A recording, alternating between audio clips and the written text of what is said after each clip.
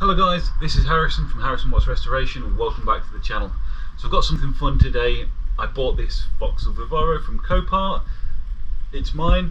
I always wanted a van, so I'm going to keep it. However, there's a few things to do to get it up to scratch. Today's video is going to be doing the timing belt. I don't know the history of it. I know that it's a 2002. It's done 118,000 miles, but I have no service history at all. I've dipped the oil and it is not nice.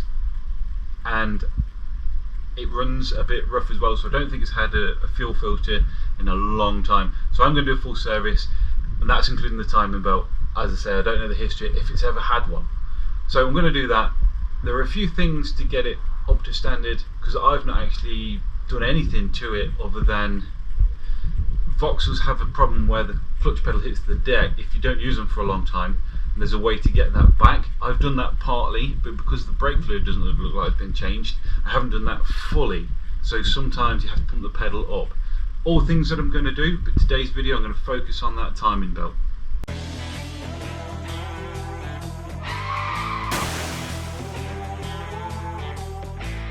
Okay guys, so quick disclaimer, if you are following my videos you'll know that the last one that I did, I took the radiator out the front of my Vivaro.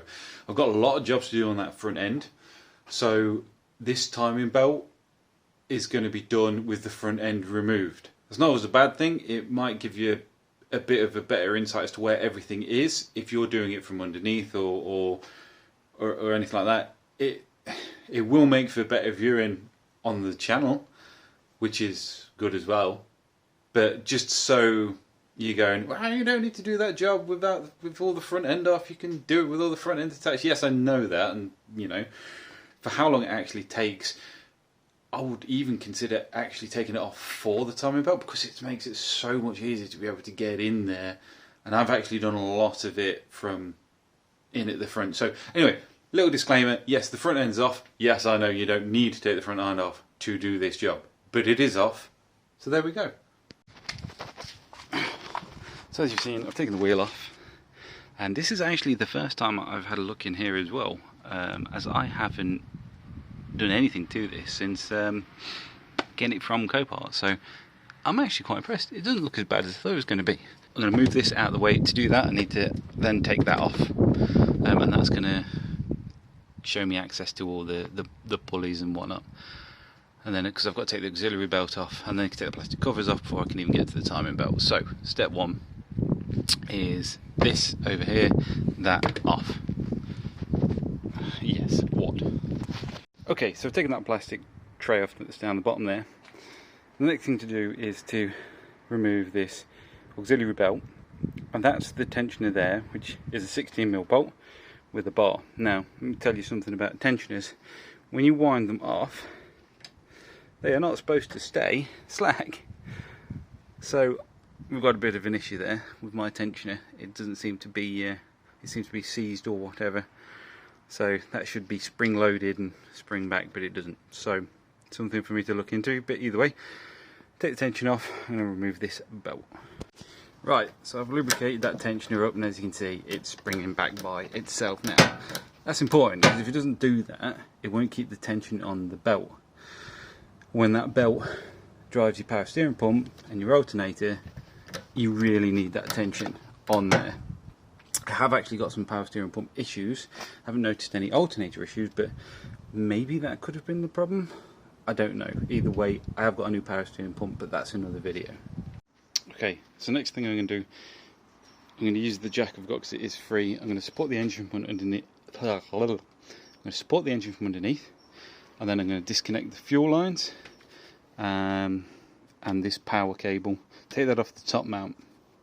And then I'm going to remove the top mount. I'm going to remove the plastic covers, and hopefully I should be able to see the timing belt itself. I may have to remove the airbox. I don't know. I've never done one of these before, but we'll give it a go. Let's see what happens. Okay. So firstly, I can't stress how important it is to support the engine when you take this top mount out. So those bolts and those bolts were all 16. That one's an 18. I'm going to see if I can get away with keeping that in. I don't think it's going to be too much of a problem. I'll be able to just cable tie it out of the way or whatever. But then that lifts off. Now, this is the first chance we get pop that down there, to see the timing belt. And that is cracked as anything. I reckon this is the original belt, so it is nearly 20 years old, and it just shows how desperate this was, that it needed doing, because I'm not even flexing that, and you can see how many cracks are just in this little section alone. That could have been catastrophic engine failure. But hey, that's why we're doing the job. So, before I go, I was about to turn it off, but before I go, I've still got this cap to take off, these covers to take off, and then it might be a case of that. No, that's going to stay on there. The bottom pulley's got to come off, and then I think there's a casing around the bottom that can come off, and that should expose everything, and then I think I'm ready to line it all up, lock it all off, and take the belt off. So, cool, see you in a bit. Right guys, I should be timed up. Now, somebody has been in here before. I've got a couple of timing marks here. However, it was a long time ago, because there's no way that this belt is even 10 years young. Now, there is no such timing mark really on the bottom. I have got some instructions from some technical support on how to do this, the actual proper procedure, and even that's not quite lining up where it is, but there is nothing really on the bottom. On the top, there's supposed to be a line that goes across the belt. Obviously that's faded away. There is, you can lock the crank, however, now I've had a right game, because it's basically that nut there which has been rounded, and the last person who put it in was like, I don't know, Loctited it 5,000 Newton meters and then welded it. But I've managed to get, it's just a drill bit that I'm using, but that's locked the crank. It feels like it only locks one way, so that's something to be aware of. But either way, I've got some marks on it, which I'm going to use. Yeah, hopefully now I'm going to take the belt off. Okay, so I need to show you something. This engine, which I believe is a Renault engine, but it's quite a synonymous one, because what it says to do, the way that this tensioner works, it's not like a convenient normal tensioner.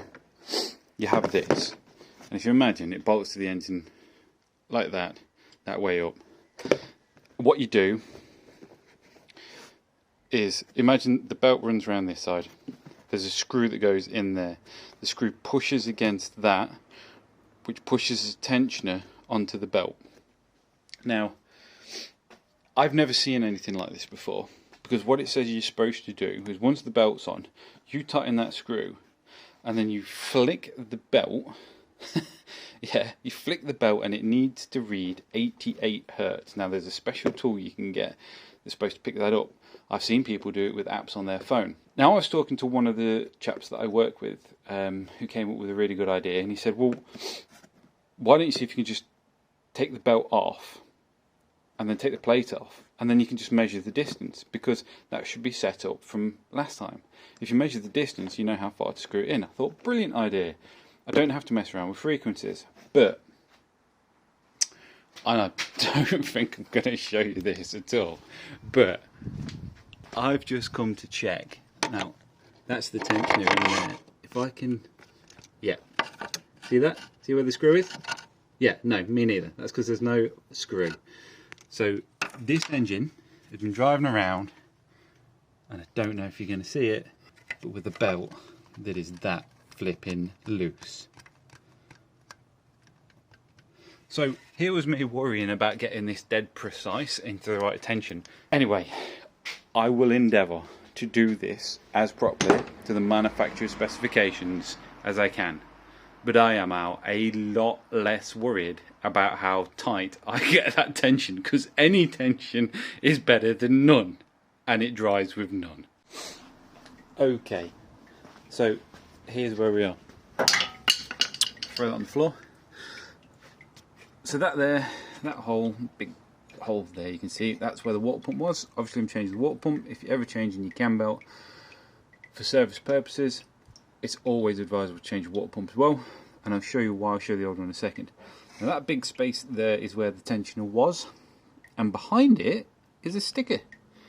I don't know if you can see it, but it says OK JMC, but that's a date, the 30th of the 1st, 04. That sticker is the last time this belt was changed. That means it would have been its 2-year interval, so it would have done a fair few miles, I'd have said. But there's no way you could put that sticker on without taking that tensioner off, which means the belt would have been changed. I'm pretty sure that's probably the last time it was done, because here's the belt. Yeah, you can still see the numbers, but look how worn it is. It's just 18 years old. Yeah, it's one of. I watched a video the other day, and a chap nailed it perfectly when he said, you know, they don't look after your vehicle, and you end up not changing stuff like your service item, like a belt, which wear and tear, and then the belt snaps, engine breaks, and people are like, well, the van's crap. No, you've got to look after it. I mean, this is water pump. That's rust. So is that. That's all rust. And I don't remember the old tensioner. Oh yeah, here's the old tensioner. That's next to the new tensioner. Now that, let me show you. I'll probably put it back on now, but when I took that off, that had popped off. So just to clarify, yeah, I see, pops off.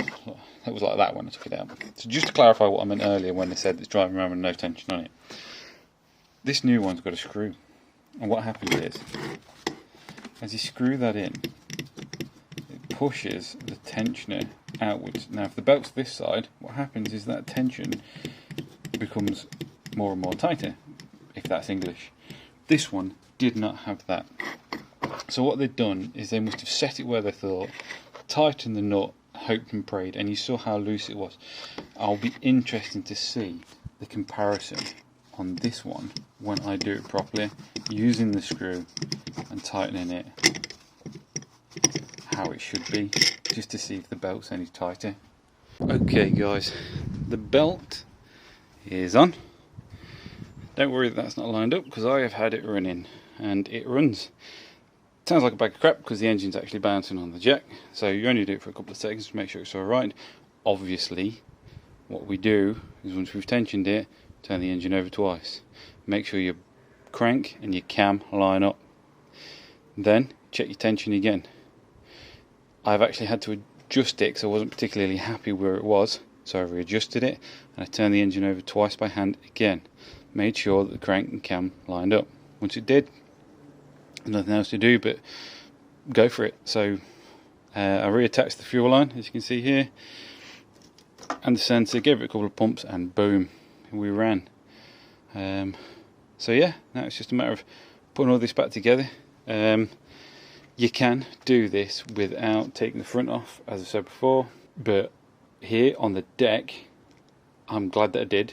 Even though I've got other jobs to do, I'm really glad that I did, because that screw down there is a nightmare to get to, and everything here I ended up doing here, which you just wouldn't be able to get to if the front was on the floor. If you had a ramp, oh yeah, easy, not a problem. Book time on this job is 2 hours 40, I think. You got to be going some, I think, to do that. That's not including the water pump. So if you call it 3 hours, yeah, you can probably do it in 3 hours. The hard bit is getting that tension on that belt.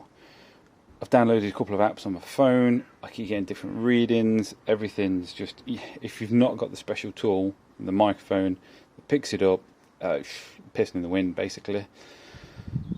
But I've got it with my experience to what I believe the right tension should be. It might be a little bit on the tighter side, but what I'm going to do is the screw at the back that puts the tension in the right place, I'm going to wind it off just a couple of threads. I don't know if you can actually see, it's a bit dark. Yeah, but it's actually back there. Anyway, I'm going to wind it off just a couple of threads, so if that tensioner does move out, it shouldn't do, but if it does move out, it should just put up to that. And what I'll probably do is in a couple of weeks time just see if it's wound itself out and fell out, or whether it's pushed against it or whatnot.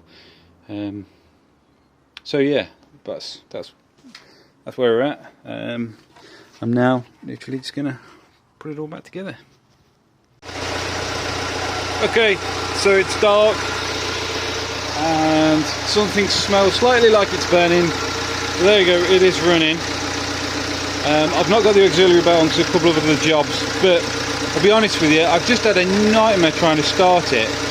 I've had to go on all of the information again to find out why, because I timed the bottom up, timed the top up, dead confident. I've even had to go through my video footage to make sure that I did it, because it would start, but the revs were down at like 300 RPM and it was coughing and it was horrible. It's like it wasn't getting fuel. So I was thinking, I'm sure you don't need to time the fuel pump. But I really started to doubt myself, because I didn't mark it up, because it's a common rail, so you shouldn't have to have the fuel pump time. Anyway, lo and behold, it's because I've had the fuel line off, it sucked that much air in, which is really weird, because I did even try and pressurise it, but my God, would it not run. I was thinking, shit, I'm going to have to take all of the timer back off just to double check, triple check again, but no. So to clear the system, basically what I did is when you turn it over, the revs go high and then they drop down.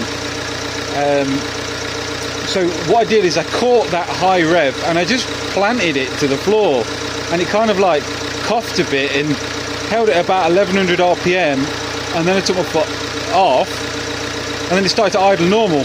Since then it's back to being alright. I have got the turbo off, which I think is a big problem as to why it wouldn't run, but there's no reason it shouldn't have idled. So if I try and rev it now, it's like bah, bah, but it should have idled still like it is now, whether the intercooler's on or not. So anyway, panic over, it is running, it's dark, that dark, so I'm going to call it a night.